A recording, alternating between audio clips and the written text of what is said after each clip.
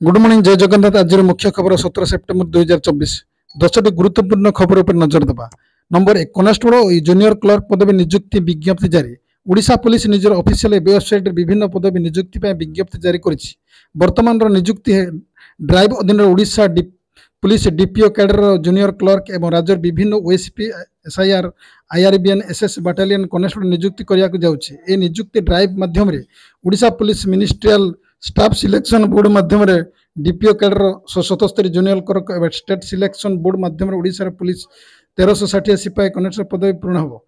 उभय चाकरी सविशेष विज्ञप्ति 23 सेप्टेम्बर सकाळ 10 ओडिशा पुलिस वेबसाइट www.odishapolice.gov.in उपलब्ध हो। इच्छुक प्रार्थी मैंने सरकार वेबसाइट विजिट करी शिक्षागत योग्यता चयन प्रक्रिया वर्गज्ञानी पदवी परीक्षा सिलेबस और अन्य समस्त विवरण पाइपर।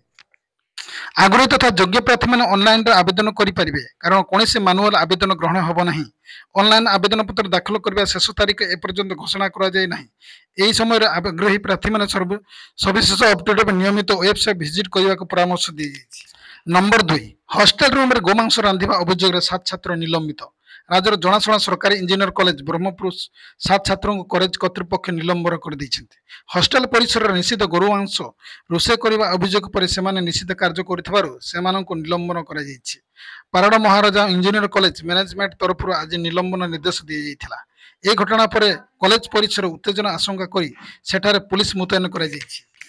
नंबर 3 दिल्ली मुख्यमंत्री रेस रे अछन्ती 5 जन नेता।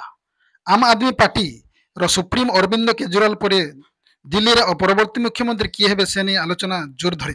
ए प्रश्न पर सस्पेंस रही जाइछि। गोटे पटे देशर राजनीतिक कॉरिडोर मुख्यमंत्री प्रार्थी रेस रे एमपी रे प्राय 5 जन नेता बड़ नेता नाम आगरे थिबा बेले अन्य पटे नूतन मुख्यमंत्री निर्वाचन किए भूमिका ग्रहण करिवो ता मध्ये प्रकाश पाइछि।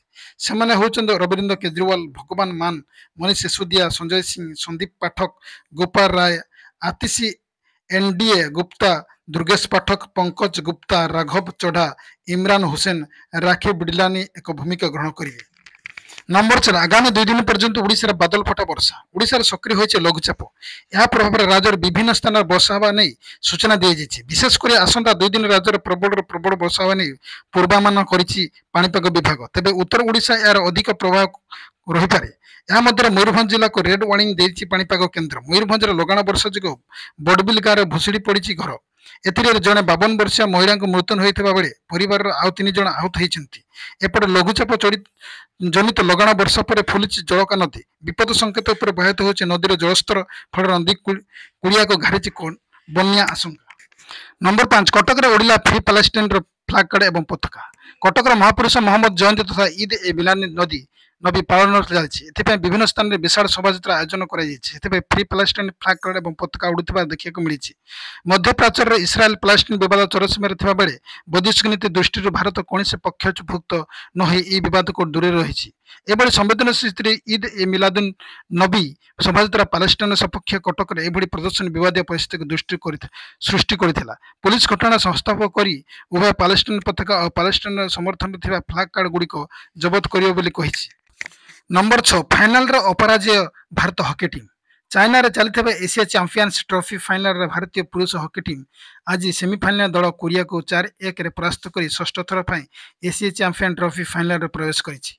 फाइनल दल मुकाबला आयोजन चाइना सह हेबो। चाइना प्रथम थर एशिया चैंपियंस ट्रॉफी फाइनल को जाइथा बेले भारत तार 5म टाइटल लड़ाई करिवो।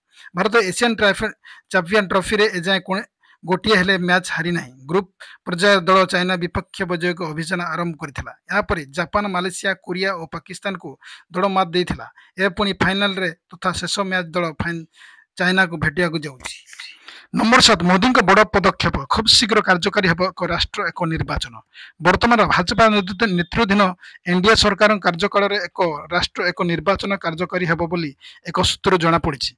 एने संस्कार को मूलक पदक्षेप को दल निर्विशेष समर्थन मिलियो बोली आशा करा जाउछि। प्रधानमंत्री नरेंद्र मोदी तृतीय पाଳି सरकार 100 दिन पूर्ण करिछि एवं पूरा 5 वर्ष शासक मेंटो अतुट रही बोली कह जाइछि। ए 5 वर्ष कार्यकाल मध्य एक राष्ट्र एक निर्वाचन वास्तव रूप नब बोली जड़े पदाधिकारी नाम गोपन रखी सूचना देइछन्ति। स्वाधीनता दिवस पालन बेले लाल किला उद्बोधन दे प्रधानमंत्री वन नेशन वन इलेक्शन उपर गुरुत्व देथिले। बारंबार निर्वाचन हेबा द्वारा देशर विकास बाधाप्राप्त होतबा से कहिथिले। नंबर 8 इस्राएल उपर हेजबुल्लाह रॉकेट वर्षा।